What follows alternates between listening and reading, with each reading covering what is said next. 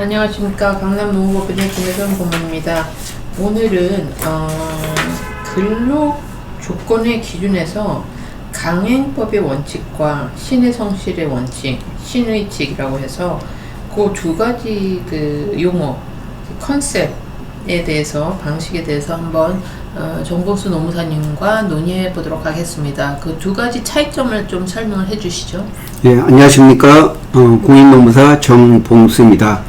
예, 강행법의 원칙, 신의 성실의 원칙, 즉 신의칙의 원칙이 무슨 말인지에 대해서 설명드리겠습니다. 강행법의 원칙은 노동법에서 근로기준법을, 그러니까 근로기준법 3조에 보면은 근로기준법은 체제 기준을 정하기 체제 기준이기 때문에 그 근로기준법보다 미치지 못하는 규정을 정한 경우는 그 부분은 무효고 이런 근로기준법에 따른다 이런 내용이 있고, 또 근로기준법 15조에 보면은 근로기준법을 위반한 근로계약은 무효고 무효가 된 거는 경우는 근로기준법에 따른다 이런 내용이 있습니다. 다시 말해서 근로기준법에 정한 규정은 체제 기준이기 때문에 이를 위반한 경우는 강행법 위반으로 무효가 된다 그런 내용입니다.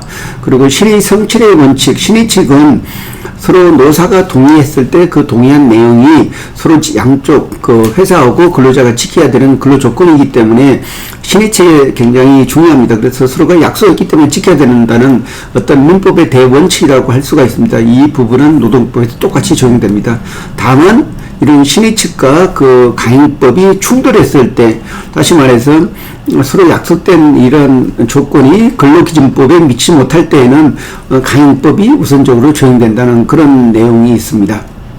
네, 이게 어느 법에 근거로 해서 지금 노동법 근로기준법에 따라서, 그러면 이제 이 두 가지 원칙에 충돌하는 경우와 어떤 실질적인 사례가 있으면 소개를 해 주시죠. 예, 이게 사례가 노동법에 적용이 있으면 많이 나오고 있습니다. 가장 단순한 사례로 최저임금을 위반한, 예를 들어서 나이가 어리든지 나이가 많다든지 해서 최저임금이 지금은 9,620원인가 이렇게 있는데 이 최저임금보다 낮춰서 좀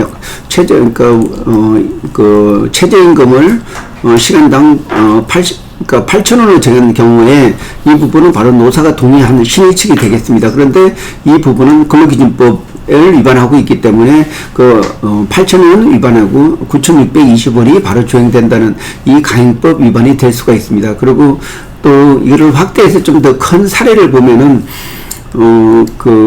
통상 임금 구성 항목에서 임금은 일반적으로 기본급과 정기상여금 그리고 식대로 나눈다 이랬을 때 이 통상임금은 식대를 제외한다. 그리고 또 정기상여금도 제외한다. 이런 내용이 노사 합의에 있더라도 이거는 고정적으로 정기적으로 일률적으로 주는 그런 정기상여금은 통상임금에 포함됩니다. 그래서 통상임금 포함된다는 부분. 그리고 또 식대비도 매월 정기적으로 일률적으로 고정적으로 지급하게 되면은 이것도 통상임금이 적용됩니다. 이런 통상임금이 적용되는 바로 그런 임금 자체를 노사 합의로 제하기로 했다. 이런 신의 성실의 원칙에 따라서 서로 합의했더라도 이렇게 합의한 내용은 이런 근로기준법의 최저 기준을 위반하고 있기 때문에 강행법 위반으로 인해서 무효가 됩니다. 그래서 강행법과 신의칙의 차이는 여기에 있습니다. 그래서 근로조건이 최저 기준보다 이상일 때는 항상 신의칙이 우선적으로 적용되지만은 이 강행법보다 이런 최저 기준보다 낮게 이제 서로 노사가 동의한 경우는 무효가 된다. 이 무효가 된 경우는 강행법인 최저 기준이 적용된다. 이런 내용으로 이해하시면 되겠습니다. 네, 그러면 사측에서 이런 어떤 법적인 내용을 정확히 알고 있어야 지금 충돌하는 경우도 예방할 수 있고 또 이게 무효가 되는 걸 예방할 수 있을 것 같은데, 그렇죠? 네, 그렇습니다. 그래서 지금 통상 2013년에 대법원 합의체 판결이 통상임금에 있었습니다. 여기서 주요 판결 내용은 연달이 고정상여금은 통상임금에 해당이 된다. 그리고 고정적이고 일률적으로 매월 정기적으로 지급하는 그 수당은 그 통상임금에 해당이 된다. 이런 두 개의 기준 판례가 있었습니다.